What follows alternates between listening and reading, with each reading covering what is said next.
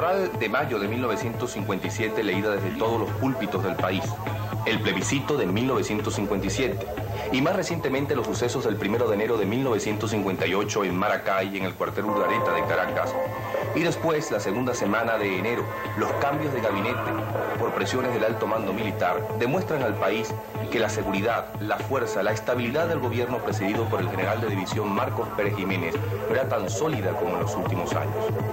Muy especialmente después de los sucesos de la primera semana de enero, en Maracay, el cuartel Urdaneta de Caracas, empiezan a reagruparse una serie de oficiales descontentos con el régimen.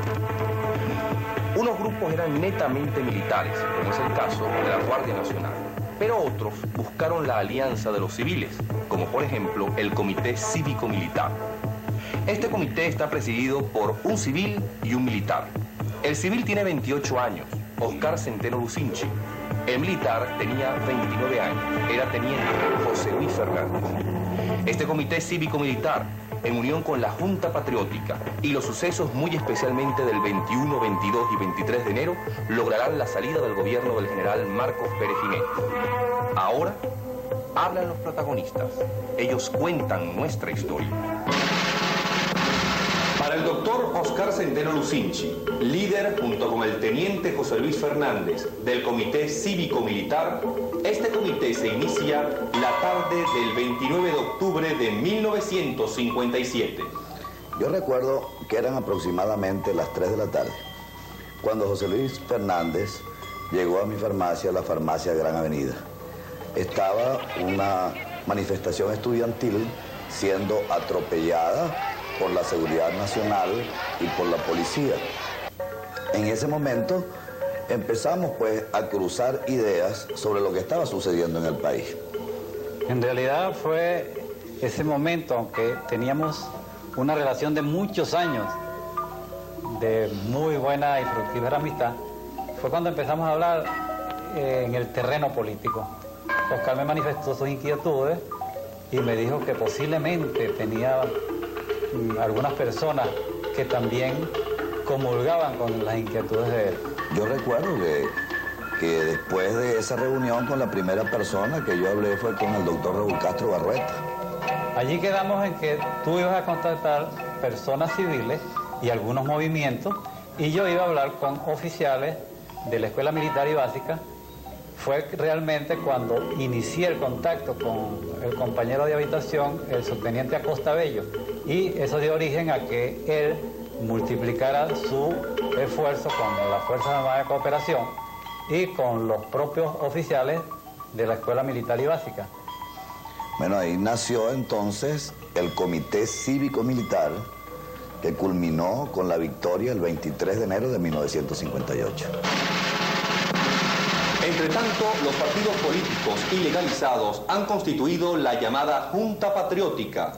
A principios de 1957, el Buró Político del Partido Comunista, integrado por Pompeyo Márquez, Eloy Torres, Pedro Ortega Díaz, Alonso Ojeda y por mí, resolvimos promover una política de unidad para unir al pueblo venezolano contra la dictadura de Pérez Jiménez. Queríamos aprovechar que en 1957 se cumplía el mandato constitucional y Pérez Jiménez estaba obligado a buscar una fórmula para perpetuarse en el poder. Fue gracias a esta política que se constituyó la Junta Patriótica y los frentes de acción y de lucha de la misma, el Frente Estudiantil, el Frente Sindical, el Frente Femenino y el Frente Militar. El hombre que une a la Junta Patriótica y al Comité Cívico-Militar es el líder universitario Héctor Rodríguez Bauza. Efectivamente, mi contacto con el Comité Cívico-Militar surge de una manera casual a través del doctor Juan Ortiz. Voy a esa reunión y se suceden la coordinación, se decide pues la coordinación de las acciones militares, de las acciones civiles, de las acciones fundamentalmente de los estudiantes.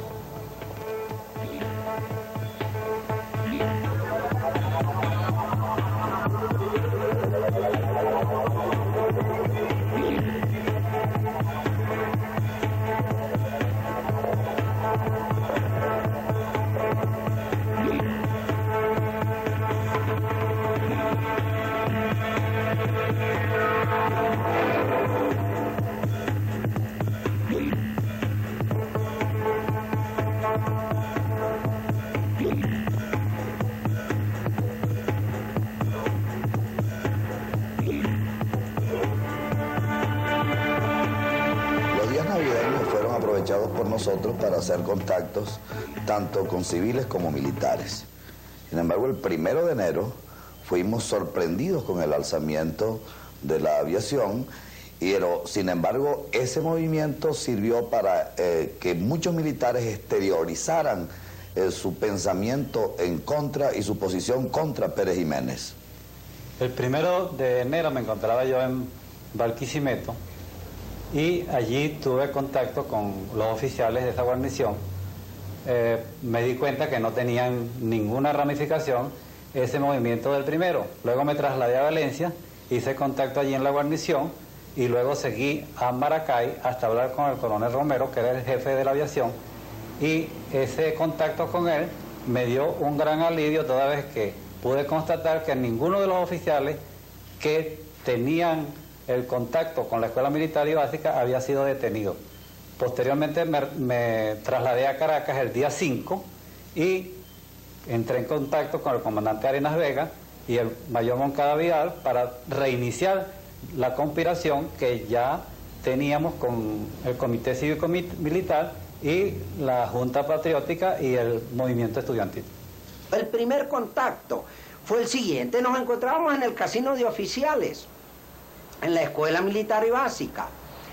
Le hice una exposición a los oficiales sobre la situación que estaba viviendo el país, los oficiales presos de todas las fuerzas, unos huyendo, otros exilados, otros confinados, otros escondidos, y llegamos a la conclusión de que teníamos que unificarnos para llevar a efecto esa iniciativa que había comenzado el 1 de enero. Para poder consolidarla, pues acordarnos los diferentes grupos. Ahí los oficiales me manifestaron: bueno, en realidad nosotros estábamos esperando que usted dijera algo para poder nosotros insinuarle también lo que nos correspondía. El alférez de navío, Brito Martínez, quien era mi ayudante, me expone: yo lo propuse a usted ante este grupo de oficiales que se encuentra aquí para que jefaturara el movimiento contra el general Pérez Jiménez en la Escuela Militar y Básica.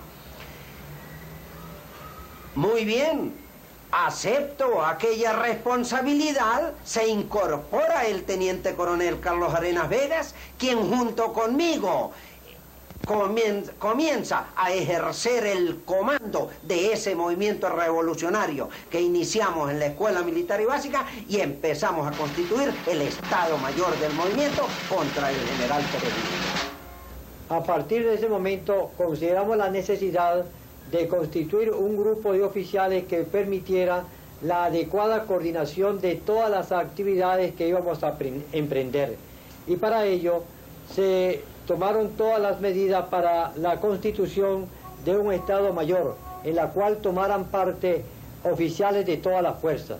Por el Ejército, el teniente coronel Merchán López y el mayor Rodrigo Chacón Escalante. Esto era aproximadamente para el 8 de enero.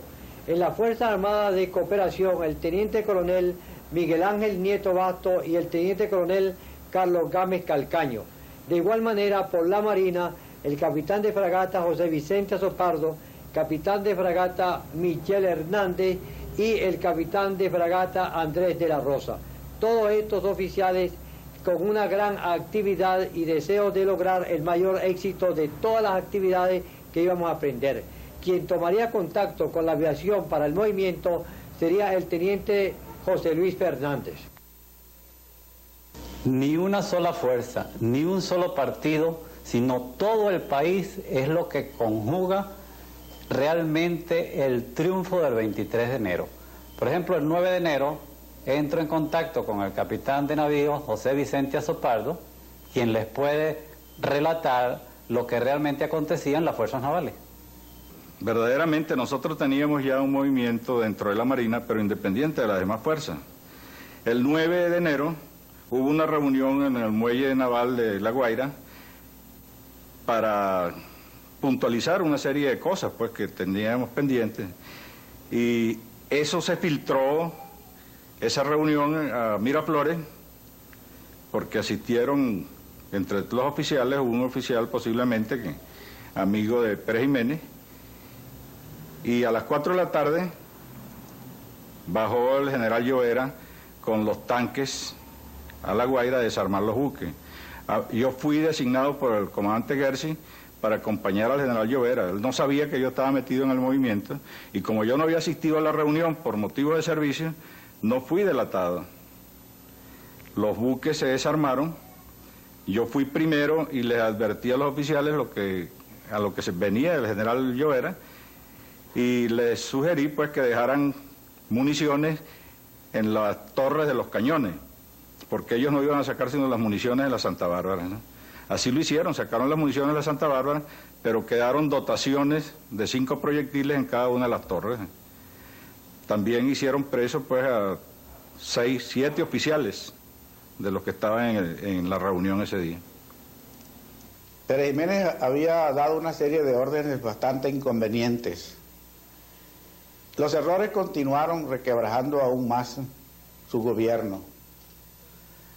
Se supo, por ejemplo, de que la Marina se iba a alzar el día 9 y se quería hacer una acción de fuerza contra la Marina. Yo le expresé al presidente que eso se podía arreglar de otra manera y bajé al litoral, conferencié con los marinos y supe que una de las causas que ellos estaban sumamente molestos era porque se sabía de que los detenidos y los oficiales que se detuvieran en el futuro iban a ser entregados al señor Pedro Estrada. Yo les hice saber que eso no iba a ser así porque ya había hecho yo énfasis sobre esa cuestión. Total que los marinos quedaron convencidos por mí de que las cosas iban a cambiar. Por un lado subí yo a Miraflores para enterar al presidente de lo que había hablado con ellos, y por otro lado bajaba el general Llovera Páez con 2 o 3 tanques para hacer presos y someter a los marinos con los cuales yo había hablado pacíficamente.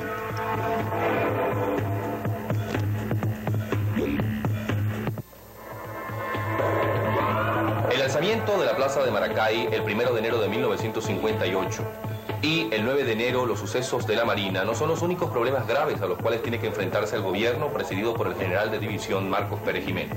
Pero a raíz de estos sucesos, el presidente ordena a su compadre y amigo, el general Rómulo Fernández, jefe del comando militar, a estudiar la situación del país.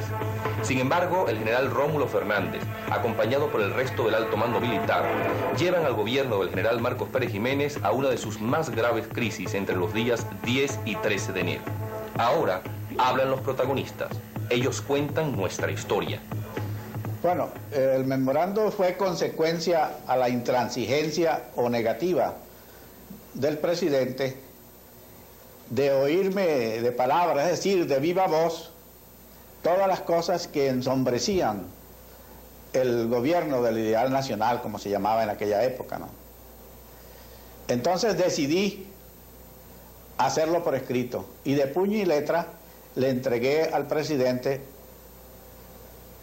un memorando que contenía 19 cosas que afectaban la buena marcha del gobierno y unas 6 posibles soluciones. De momento no me puedo acordar de todas las cosas que le decía, pero a grandes rasgos podría recordar, por ejemplo, las relaciones de la iglesia que estaban bastante deterioradas. Yo le decía, caramba, no se ponga a pelear con la iglesia, recuerde que la iglesia es permanente, es eterna, y en cambio los gobiernos son transitorios y nosotros también. Le hablé también de la injerencia que ya estaba tomando aquí Perón a través de un señor llamado Jorge Antonio en la política nacional.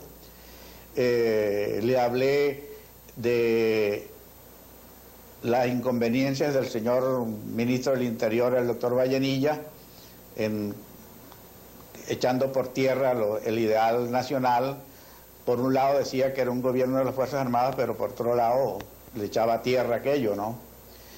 Le hablé un poco de los atropellos de la seguridad nacional, le hablé un poco de los presos políticos, y en lo que más hice énfasis fue en el plebiscito, que yo consideraba que eso debía eliminarse porque había habido fraude en el plebiscito. Y frente a eso, ¿cómo reaccionó Pérez Jiménez? La reacción fue violentísima. Me dijo, mira, métete tus asuntos, métete tus cuestiones militares y no te metas en política. Entonces yo, un poquito también violento, agarré el papel y se lo tiré. Y bueno, si lo quieres ver, velo. Y me fui, hasta sin pedirle permiso. Y así una serie de cosas por las cuales yo me vi obligado a hablar con el alto mando militar, los que conseguí, la aviación, el del ejército y el de la Guardia Nacional. Y bajamos y hablamos con el presidente y le dijimos que la situación había empeorado muchísimo, que le pedíamos encarecidamente que cambiara de opinión en la forma como estaba actuando, y que una de las cosas que más impacto haría sería un cambio de gabinete, el que había, por uno militar. Él, viéndose presionado, accedió al cambio de gabinete militar. Entre las cosas que yo le dije, pues le dije que una de las personas que más hacía perjudicaba era el señor Vallenilla, con sus cuestiones políticas que no estaban de acuerdo con el gobierno militar que él siempre pregonaba en el Heraldo, y también con los abusos y extremos de la política represiva del señor Pedro Estrada. Entonces se pidió concretamente, o yo le pedí al presidente concretamente, que expulsara a estos señores del país, no solamente que los destituyera. Él accedió también y me dijo, te pido que... Posteriormente me dijo, te pido que me garantices la vida de Pedro Estrada, cosa que a mí me pareció bastante extraño, puesto que yo no tenía ninguna cosa contra el señor Estrada como persona, sino como funcionario, como jefe de la Seguridad Nacional.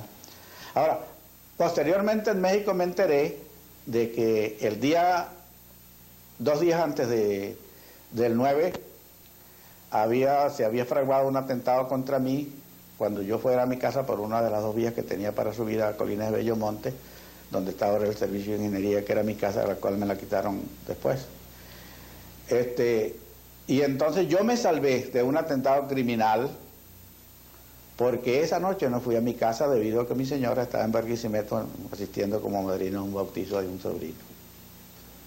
El 10 de enero de 1958, presionado por un grupo de altos oficiales, el presidente de la República, general de división Marcos Pérez Jiménez, entrega el Ministerio de la Defensa al general Rómulo Fernández. Es sustituido el ministro de Relaciones Interiores, doctor Laureano Vallenilla Lanz, al igual que el máximo jefe de la Seguridad Nacional, Pedro Estrada. Tanto Vallenilla Lanz como Pedro Estrada saldrán del país. Dentro del nuevo gabinete está el contraalmirante Carlos Larrazábal. Él será juramentado como ministro de Fomento. Su hermano, el contraalmirante Wolfgang Larrazábal, se juramenta como comandante de la Armada.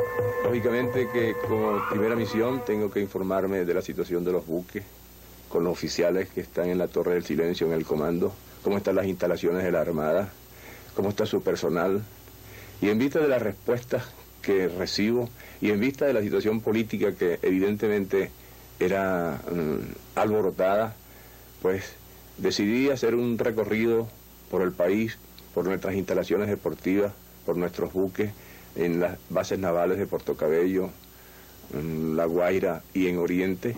Y eso lo comencé el mismo 11 de enero, creo que fue el 11 de enero del año 1958 que hice ese recorrido.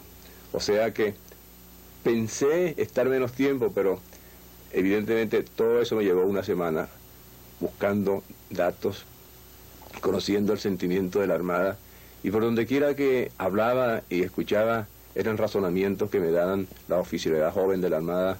Estaba muy rebelde, no quería saber nada del gobierno constituido. La presidencia de la República, tal como se ha anunciado, sigue firme en sus propósitos de armonizar a los venezolanos y a tal efecto ha procedido a la reestructuración del gabinete ejecutivo y a la designación de funcionarios para otros cargos de importancia. Dichas designaciones están de acuerdo con el sentir de las Fuerzas Armadas Nacionales institución básica de donde ha emanado este gobierno. Eso era falso. Casi todos los militares que él trajo para nombrarlos ministros ya gobernaban con él. Eran comandantes de fuerza. Entre ellos hay un caso particular, el del gobernador del Zulia, el general Prato, que si bien cumplió una misión al frente de la educación del Estado y se destacó en aquello, pues no era para que él fuera el ministro de Educación. Ahora, en la escuela militar en la mañana, cuando ya se creía que todo se había solucionado, que vendría una nueva situación, hasta uno de los oficiales dio un grito en la mañana, dándole vivas a Pérez Jiménez. Dijo, ¡viva Pérez Jiménez! Claro, yo, como jefe del movimiento en la Academia Militar contra el general Pérez, fue uno de los que hasta dio un salto. Y volteé a ver quién era el que estaba gritando, porque por lo menos de ese me tenía que cuidar. Esto fue todo el 10 de enero. Entonces ya para esta fecha todo el mundo conspiraba.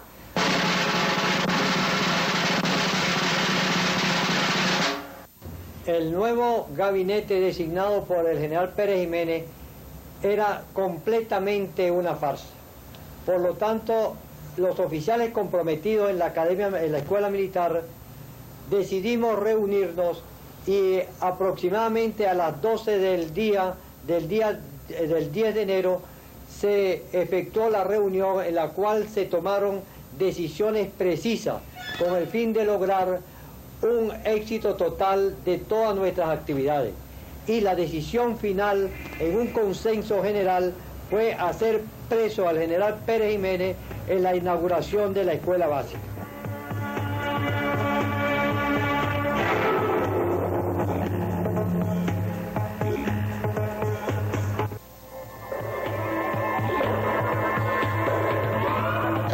Yo atendí el llamado de José Luis Fernández y de Márquez Plana y bajé a Catia la Mar para entrevistarme en la Infantería de Marina con Haroldo Rodríguez, con el objeto de que él me informara sobre el armamento que podía tener la infantería y el estado en que se encontraban los aviones que habían sido traídos de la base de Boca del Río a Maiquetía.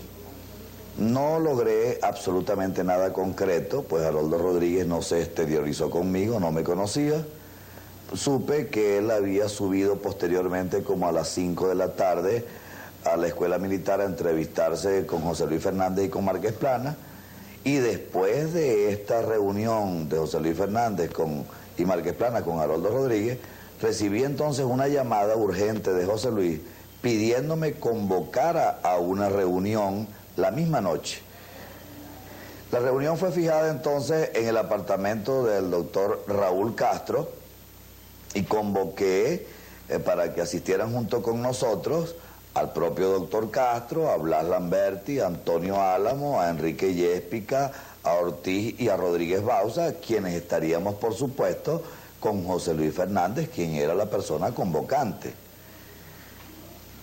Realmente el objeto de la reunión, o de convocar a esa reunión a través del doctor Oscar Centeno, era para informarle que los oficiales de la Escuela Militar y Básica, conjuntamente con los oficiales de la Naval, habíamos decidido hacer preso al general Pérez y su gabinete en la inauguración de la Escuela Básica. El plan realmente sería el de que la escuela contaba con 1.260 cadetes, iban a estar completamente armados y conjuntamente con una parte de la policía militar que allí se encontraba, el operativo iba a estar al cargo de darle la voz de estar detenido al presidente y su gabinete a través de el teniente Brito Martínez y el propio José Luis Fernández. Y yo recuerdo que incluso dentro del mismo operativo que tú planteabas, era que estaban colocadas unos puestos de ametralladoras en la parte de arriba de la escuela básica y la escuela militar, que iban a tener encañonados a Pérez Jiménez y a todo el gabinete que lo acompañara y a la escolta de la policía militar. y que se iba a ir cercando a Pérez Jiménez, que desde adentro se le informaría que ante cualquier movimiento que hiciera iba a ser ametrallado. Además, en esa reunión, la cosa más importante era tratar de que tú, a través de Rodríguez Bauza y de la Junta Patriótica, se lograra un apoyo de varios hombres civiles armados para contrarrestar la acción de la Seguridad Nacional, que era la que tendría la vigilancia del plantel de la escuela. Yo llevé la situación al buró político del Partido Comunista, planteé el problema, hubo aceptación del planteamiento, y se me dijo, pues, se me autorizó para que junto con Guillermo buscáramos un grupo de compañeros que pudiera hacerle frente a esta tarea. Hacer preso a Pérez Jiménez en plena escuela militar, rodeado de la Seguridad Nacional y de la Policía Militar, era un acto de una gran audacia y de una gran responsabilidad. Pero nosotros estábamos decididos a todo.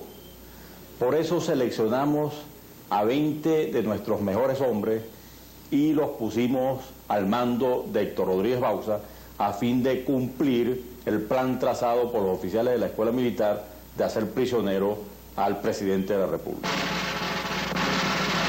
Realmente, después de ese plan, hablo con el capitán Azopardo, oficial de la Marina, y él me hace ver que, aparte de la temeridad y de la acción que aquello requería, ahí habían muchas delegaciones extranjeras y él consideraba que íbamos a involucrar a varios países si había la balacera que se suponía que habría. Y entonces podían caer algunos de ellos muertos y nos íbamos a ver en un conflicto con varios países internacionalmente. Además de eso, ya ellos tenían la sospecha de que al general Pérez le había llegado la noticia de que algo se estaba fraguando en la escuela militar y por lo tanto resolvió suspender la inauguración de la escuela básica, lo que dio origen que para el día domingo 12 nos llamaran a todos los oficiales de la escuela militar y básica a una reunión con él en Miraflores, cosa que consideramos nosotros que realmente para la acción era el fin.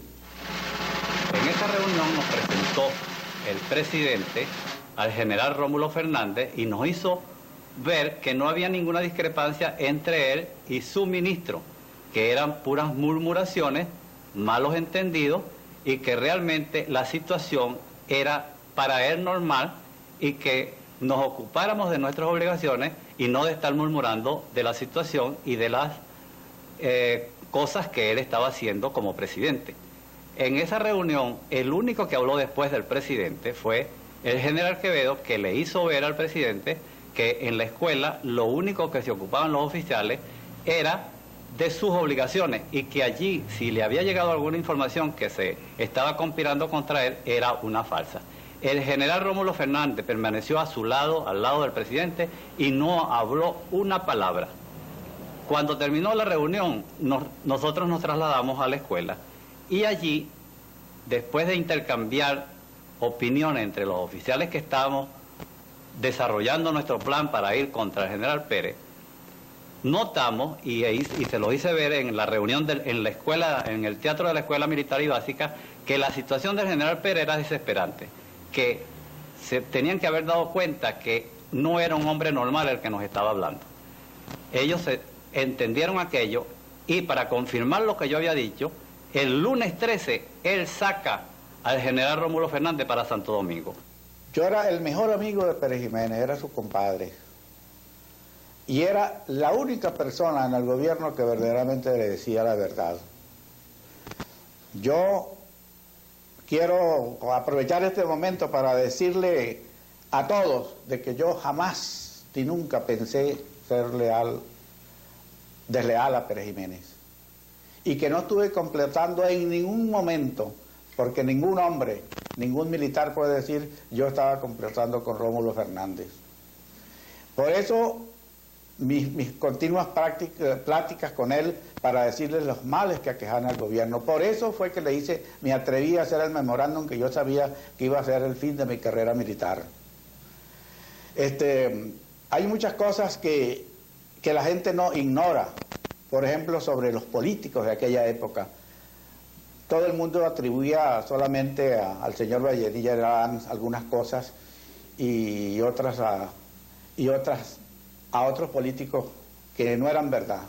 Alrededor de Pérez Jiménez se movía, por ejemplo, el señor Rafael Pinzón, que estaba en la Secretaría de la Presidencia, al cual yo le atribuyo la idea del plebiscito.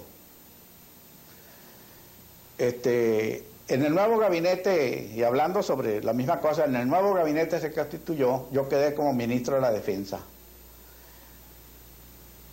Cargo que no ejercí ni siquiera por 3 días, porque eso sucedió el viernes 9, sábado y domingo, ustedes saben que poco se trabaja. Y el lunes por la mañana, o sea el 13 de enero, más o menos 6:45, el presidente me llamó por el teléfono interministerial y me dijo: Fernández, baja que vamos a hablar sobre algunos nombramientos. Yo había dormido esa noche en el ministerio, puesto que sabía que iba a actuar con el presidente en horas de la mañana temprano. Cuando llegué a Miraflores, estaba ya en el gabinete del señor presidente el ministro Macei, ministro de la Defensa. Sí, el ministro era yo, ministro de Comunicaciones, el ministro de Relaciones Interiores, que era el general Llovera Páez, y el jefe de los decanes. Entonces el presidente me dijo: Fernández, te he llamado porque aquí no pueden haber dos que manden. Ya en la calle se dice muera Pérez Jiménez y viva Rómulo Fernández.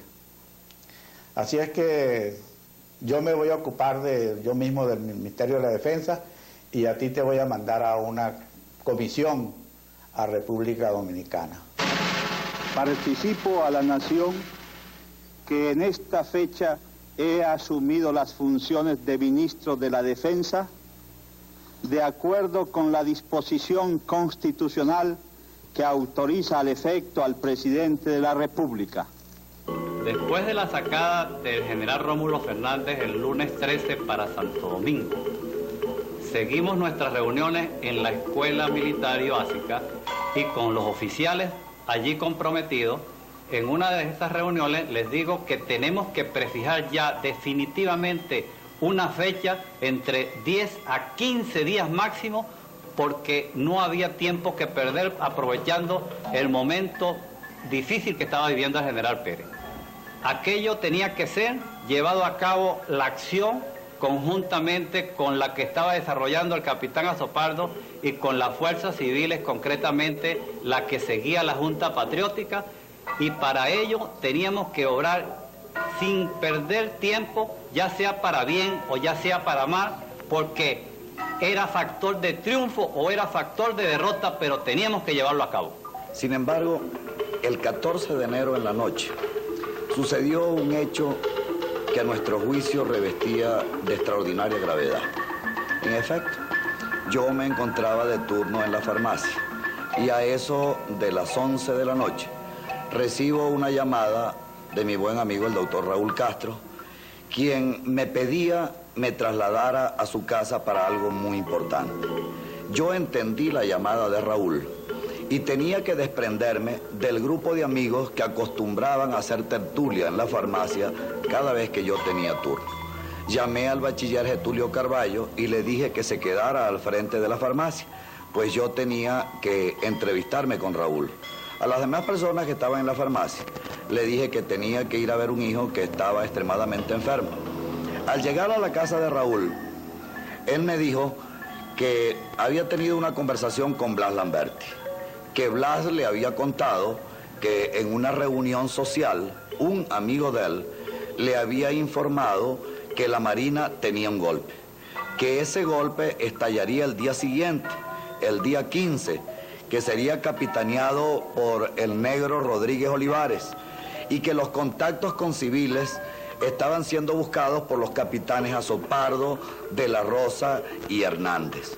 A mí me mortificó mucho aquella noticia y hice contacto de inmediato con la escuela militar, con el teniente José Luis Fernández. En vista de eso, Y para constatar y darle fuerza a esa información, el día siguiente, el 15 de enero, me trasladé a la comandancia de las Fuerzas Navales. Allí me entrevisté de nuevo con el capitán Azopardo y le hice del conocimiento de la información. Ese día, el día 15, cuando nos vimos José Luis Fernández y yo en la Comandancia General de la Marina, y él me preguntó si es verdad que nosotros teníamos un movimiento para alzarnos ese día, ¿no? Yo le dije que no, que eso era falso. Lo que estábamos era buscando contacto con las otras fuerzas a fin de poder trabajar en conjunto, ¿no? Y que convinimos en que lo mejor sería reunirnos ese día con todos los oficiales representantes de los cuerpos comprometidos a fin de coordinar ya de ahí en adelante el movimiento revolucionario. Efectivamente, después de despedir al personal de la farmacia, ustedes empezaron a llegar a eso de las 6:15 de la tarde, identificándose con el nombre en clave que habíamos convenido.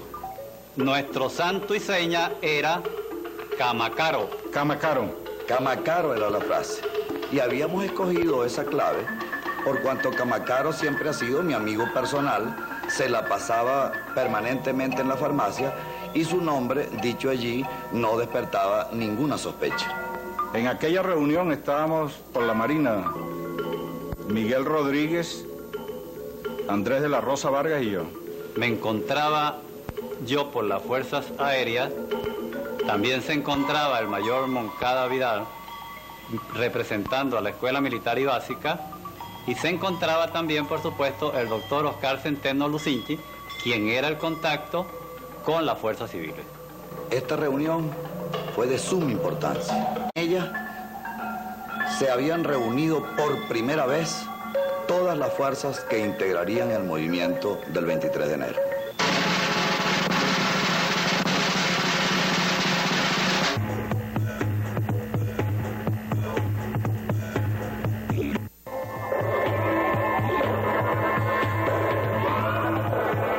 El día 16 de enero, o sea, un día después de la reunión esta en casa de Centeno Lucinchi, tuvimos nosotros los marinos una reunión en el apartamento del capitán Andrés de la Rosa.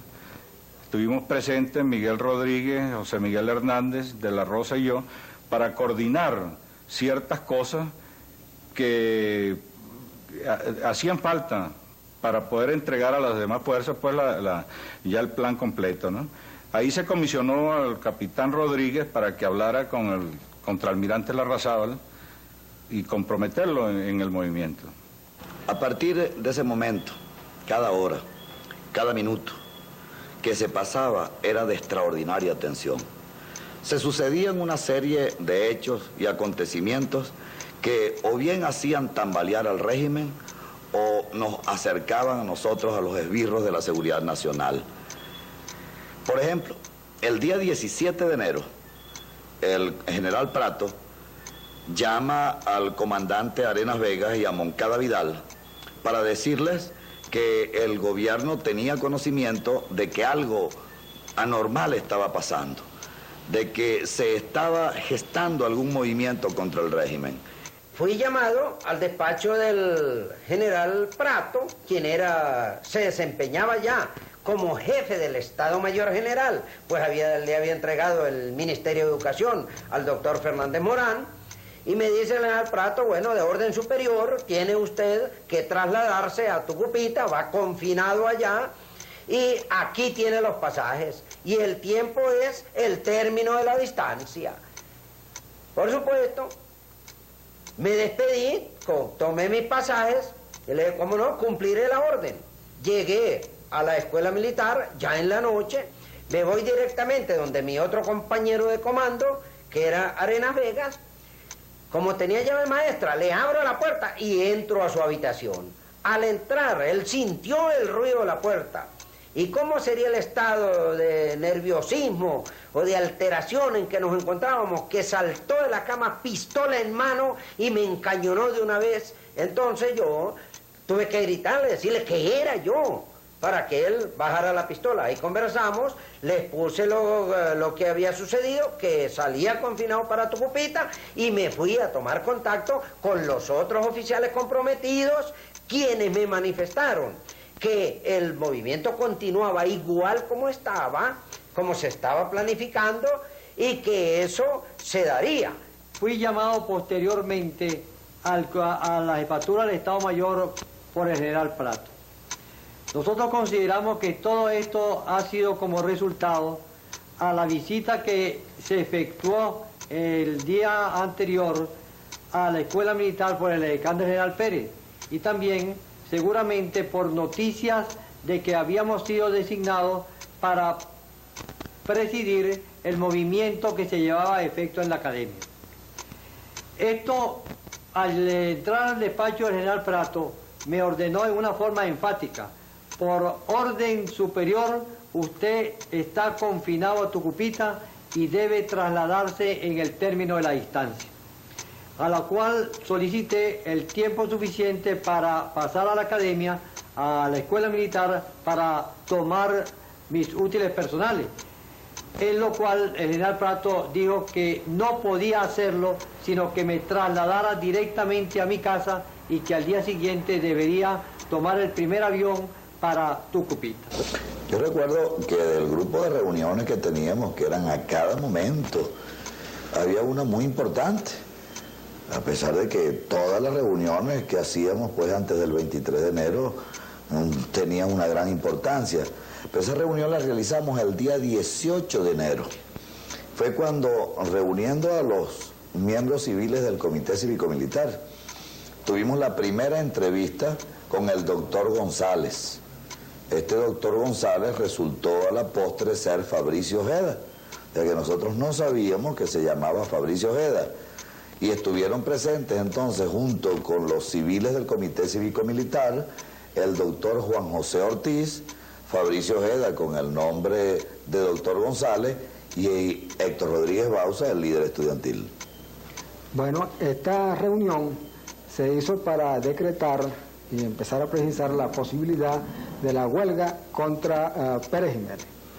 Ahí estuvimos discutiendo pues la posible fecha de esa huelga y su carácter, si era general, si no era general, si era indefinida, si no. Yo me acuerdo que en mi automóvil estábamos la noche que discutíamos los cuatro. Ya Silvestre Ortiz Bucarán se había integrado a la Junta en reemplazo de Moisés Gamero en nombre de Acción Democrática. Me acuerdo que Silvestre Ortiz Bucarán estaba con nosotros y nosotros estábamos discutiendo esa noche la fecha en que debíamos nosotros convocar para huelga general. Ya nuestros contactos militares, ¿tú te acuerdas? El Comité Cívico Militar había entrado pues en coordinación con el movimiento nuestro y nos pedían que para ellos tener un motivo de insurgencia convocáramos al pueblo a una huelga general. Tú recuerdas que en aquellos días, entre el 15 y el 20 de enero, nos reunimos muchas veces. ¿Cómo no? Y una noche por ahí por el Pulpo. ¿Te acuerdas que íbamos en el Pulpo en mi automóvil? Y entonces Fabricio había venido de una reunión con los militares y nos transmitía pues la exigencia de que la huelga fuera cuanto antes para coincidir con la puesta a punto del dispositivo de ellos. Sí, precisamente lo que motivó fijar esa fecha fue la necesidad de coordinar la acción de los militares y la acción popular. La convocatoria a la huelga general, que después la huelga general se convirtió en una insurrección, fue hecha entonces para el 21 de enero a las 12 del día exactamente.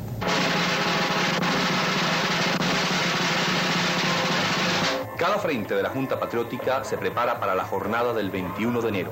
Cada militar de cada fuerza comprometida se prepara para las acciones del 21 de enero.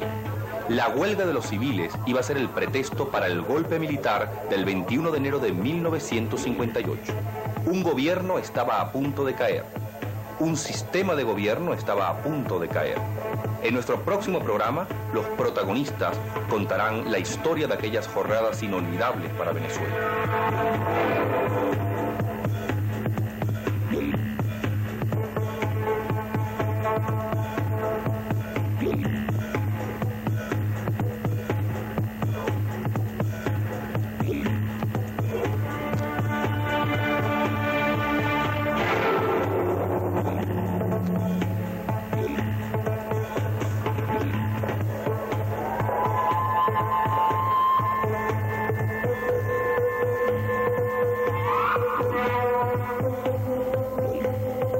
Con la salida de Pedro Estrada y de Rómulo Fernández, se origina lo que podríamos llamar en Venezuela una conspiración nacional de alcance realmente ilimitado.